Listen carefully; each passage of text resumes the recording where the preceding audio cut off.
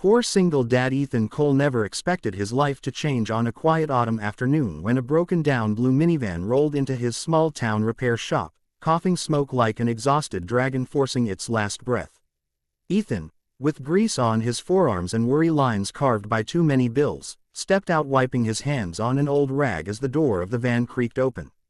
A little girl with wide hazel eyes peeked from inside her hair in uneven pigtails, hugging a worn-out stuffed bunny. Her mother, a young woman in a pale lilac cardigan, stepped out next, embarrassment clouding her beautiful face as she whispered, "I'm so sorry to bother you. My car, it just died." Ethan gave a gentle smile, the kind only tired fathers learn to perfect. "No bother at all, I'll take a look." He bent under the hood, immediately noticing the damaged belt and leaking hose. It was a mess, but nothing he couldn't fix. As he worked, he heard the little girl's soft voice float toward him from the passenger seat. "Mama says we can't pay, but Mr.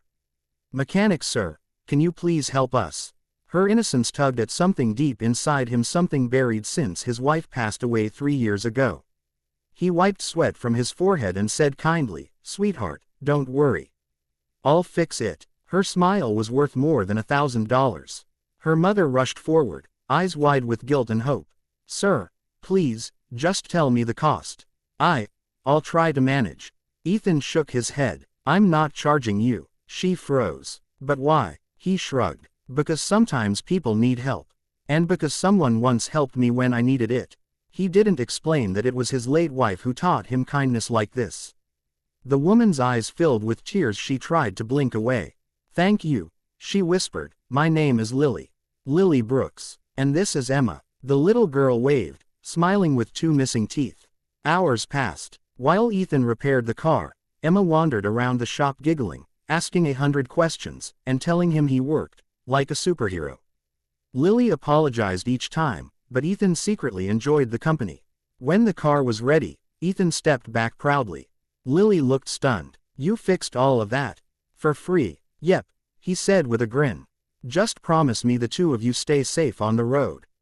Emma tugged his sleeve. "Mr. Super Mechanic, can I tell you a secret?" Ethan bent down, eyebrows raised. She leaned close and whispered with all the seriousness a 6-year-old could muster, "Please marry my mom." Ethan went red instantly. Lily's face turned the color of a ripe tomato. "Emma," she squeaked. "You can't say that." Emma puffed her cheeks. "Why not? He's nice. Mama cries at night. She needs someone nice." Ethan felt something break open inside him, pain mixed with warmth. Lily looked away in embarrassment, unable to meet his eyes. "I'm so sorry," she whispered again. She says things without thinking. Ethan gave a soft chuckle to ease her discomfort. "Don't worry. Kids say honest things." But the words stuck in his mind far longer than they should have. After they left, Ethan spent the whole evening thinking about them. About Lily's tired smile. About Emma's sweet innocence. About the loneliness he saw lingering in Lily's eyes. The same loneliness he felt every night after putting his own son, Noah, to bed. Days passed. Then a week. Then another. But Ethan couldn't shake the memory. One rainy evening, as he closed the shop, headlights washed over the driveway. He looked up stunned. The blue minivan. Lily stepped out holding something wrapped in foil. "I brought dinner," she said nervously. "As a thank you. I didn't know how else to repay you." Inside the foil were homemade chicken pot pies. Noah, Ethan's 8-year-old son, peeked from behind him. Emma jumped out of the van screaming, "Noah!" and ran to hug him as if they had known each other forever. Noah's shy smile melted instantly. Kids have no walls, no hesitation. They just love. That night, the 4 of them sat in the small shop office eating Lily's warm food while rain pattered outside. Lily and Ethan really talked. She told him about losing her job, her husband leaving without warning, and raising Emma alone with no family. Ethan told her about losing his wife to illness, keeping the shop running, raising Noah through grief. 2 broken people sharing broken pieces. Yet somehow it felt like healing. Lily began visiting more often, not with a broken car, but with Emma's drawings for Mr. Super Mechanic, extra food she cooked, or just to sit and talk while the kids played. Slowly, without either of them trying, something soft and delicate grew between them. One afternoon, while repairing a truck, Ethan heard footsteps behind him. Emma. She looked serious. Mr. Mechanic, she said, hands on hips. Have you thought about my idea? Ethan laughed nervously. Which one? The marry my mom one. Lily, who had come to pick Emma up, nearly dropped the grocery bag. Emma, she yelped. Stop saying that. But Ethan knelt down to Emma's height. Sweetheart, he said gently, marriage is a big thing. And your mom? Well, she deserves someone special. Emma tilted her head. But you are special. Lily's eyes softened. Ethan's chest tightened. After they left, he stood there thinking about it. He wanted to deny it. To pretend he didn't feel anything. To pretend he wasn't terrified of loving someone again. But the truth, he was falling. For Lily. For Emma. For the little family they formed unintentionally. One quiet evening, Lily invited Ethan and Noah for dinner at her tiny apartment.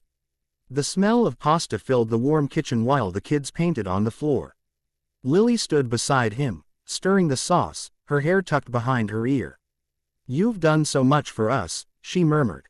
More than you know. Ethan shook his head. Lily, you've done just as much for me. You and Emma, you brought life back into our home. She looked up, eyes meeting his. Ethan, I'm scared, she whispered. Of starting something I might lose again.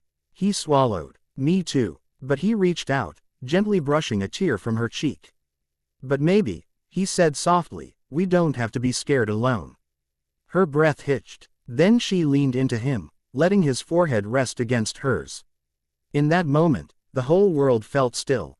The next weeks were filled with warmth, picnics with the kids, late-night conversations, shared breakfasts, laughter, slow healing. Until one day everything changed.